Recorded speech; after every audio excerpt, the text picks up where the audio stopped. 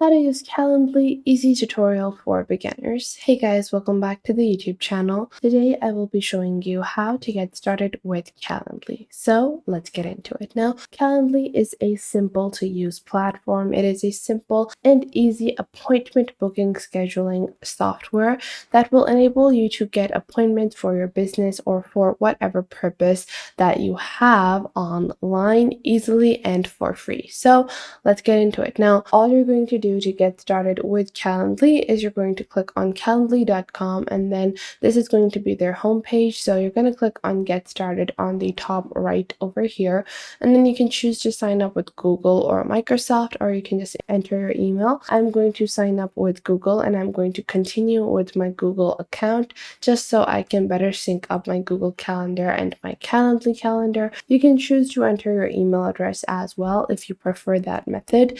Now, after that, they're going to ask you to create your Calendly URL. So your Calendly URL is basically going to be a simple way that people can type in the search bar to find your Calendly account and book your appointment or schedule an appointment with you. So you want something that is attractive and nice that represents your business. So whatever is your business name, you are going to enter that. I want to maybe enter this for a cooking class. Like I provide the service of giving cooking classes, and I have a cooking workshop. So over here, you can see I've added this link over here, and then you're going to add whatever you want. If it's available, there's going to be a green tick. If it is not available, you will have to tweak it out a bit and make it slightly different to better fit the Calendly restrictions. So after that, you're going to click on continue. And once you have done that, you can choose to sync up your Google Calendar from here as well.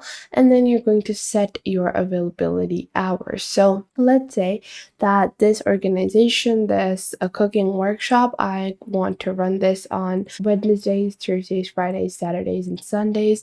And then the availability hours, I want to set the availability hours to 4 p.m. to 9 p.m. So these could be my availability hours, and then you're going to click on continue. Now, don't worry once you're setting up your availability hours, because you can customize these later on as well. And then you're going to add your day-to-day role. So you're going to be consultant. Now you can see our Calendly account has been created. Now this is going to be a sample 30-minute meeting that is created automatically, and you can choose to delete this like so, and then create your own actual event types. Now, first off, you're going to click on create on the top over here, and then you can add one-off meetings, meeting polls, or event types. We're going to create our event types, which basically means that what are the kind of things people can book me for. So I'm going to click on event type over here. So whenever someone is booking, what kind of things are they going to have the options to book me for? So a group, so let multiple invitees meet you at one time, or one-on-one invitee. So let's say I want to create a one-on-one meeting. I'm going to click on create, or a one-on-one meeting type that people can schedule me for. So this could be the personal intro to cooking, which I could provide as a one-on-one class, and then you can add the location, which for us will definitely be a in-person place. So you're going to enter your address. You can also choose to add online platforms as well, like Google Meet or Microsoft Teams. If you are holding meetings online, then you can add any description or instructions, and then you have your event link as well. So this is personal intro to cooking, and then I'm going to use the color lime green to represent this kind of meeting, and then I'm going to click on next. Now, once you do that, they're going to show you the date range. How far ahead in the calendar can people book you? So invitees can schedule 60 days ahead into the future, which is a pretty good rate. So I usually don't take appointments for more than like ahead 1 month, because I find that it's very uncertain when I will actually be available. If 2 months down the line I change my timings, I can change a lot of things. So that is why I'm going to change this to 30. And after that, you have the duration of the meeting. So maybe the intro to cooking meeting that I'm going to provide as a personal meeting is going to be a 45-minute meeting, and then you can choose to set custom hours or use the existing schedule. By this, they mean, the availability hours you set in the start. So you can choose to use the exact same existing schedule or set custom hours. So maybe I don't want to take one-on-one classes on Thursdays, Fridays, and Saturdays. So maybe I only take one-on-one classes on Sundays, and that is the only thing I want to do. And then you can also add a date override. So maybe on the last week of July. So maybe on the 30th of July, I want to be available for this meeting again as well. And then I can add the timings as well. So you can add specific 1 or 2 date overrides or however many you might want as specific days that you might be available. So maybe you work extra time on the first of every month or the second of every month. So you can add that as a date override. Below that, you have your add time before or after events. So if you want to give some buffer time to yourself to prepare for the event or to wrap up the event or meeting, you can add this as well. And then you can also set additional rules for your availability, such as time increments. So you can set the frequency of available time slots to the invitees, and then you can also have scheduling conditions. So people can't schedule within 4 hours of an event start time. So no one can schedule me like 4 hours before. I usually like to set this at 2 hours because I'm usually fine with being scheduled 2 hours ahead in time. And then you also have your time zone display and secret event. So people sometimes, if you want to create a secret event, like you only want people to be booking this specific event if they have the link to this event. So you can click on make this a secret event, and then this page will be hidden from your normal Calendly scheduling appointment list, and then only people that have received a link and click on the link will be able to book you for this specific kind of appointment. But this is a basic appointment. So I'm going to click on next over here, and just like that, our simple event has been created. So if I go onto my homepage over here, now you can see personal intro to cooking is a one-on-one 45-minute booking that people can book me for. Then you also have scheduled events over here on your top. Then you have workflows and routing forms. So I can click on view event types. You can create different events and then view all of your events over here. So if I click on create over here, you can also create a specific one-off meeting with a person. So let's say other than your clientele, you need to meet with someone. You can create a one-off meeting in your Calendly calendar to schedule that with the rest of your appointment bookings as well. You can also schedule a meeting poll. So let's say I take a cooking class every Saturday, but I want to add specific times that I'm available. So you can schedule the duration, a 1 hour duration in the working hours of mine, and then you can set the times. So you can enter different time slots that people can choose from. So whatever my students choose from 3 days or will be the most frequently will be the actual time that the event is taken on.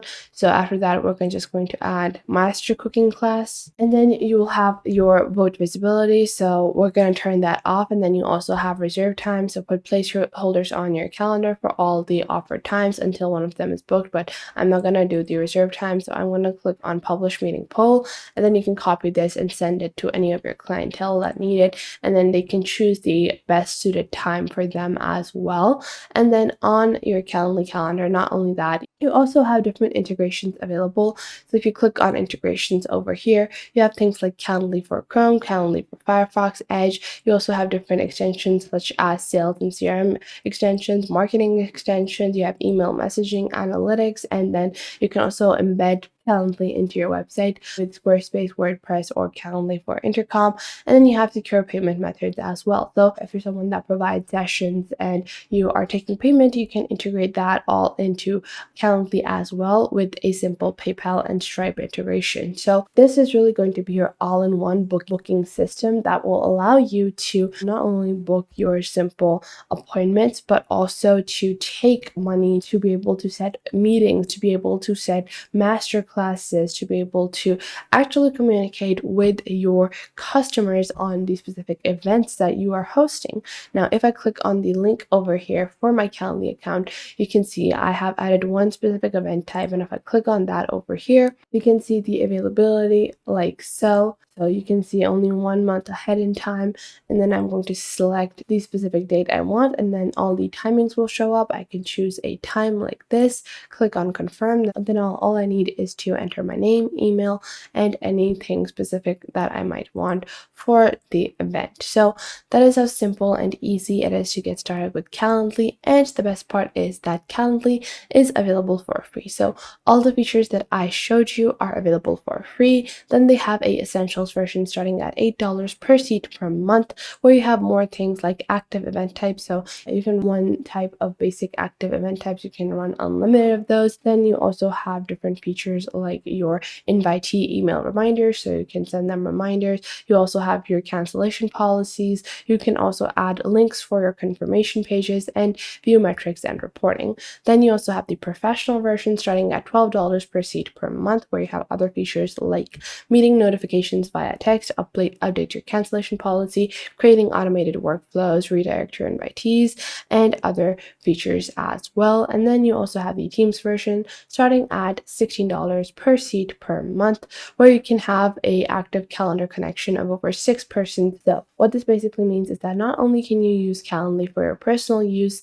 as an individual, but if you're a business, like let's say I run a therapy clinic and I have multiple different therapists that are available there. So instead of each therapist, having to create their own Calendly account and trying to set it up themselves, the organization could set up the account and set up the individual bookings for all of the therapists and then be able to easily monitor those. So you can set up to 6 of those on the Teams version starting at $16. And you also have things like meeting notifications via text and other features that I previously mentioned all are included in the Teams version. So that was it for today. I hope you guys found this video helpful. Make sure to leave a like and subscribe to our YouTube channel, and I will catch you guys in the next video.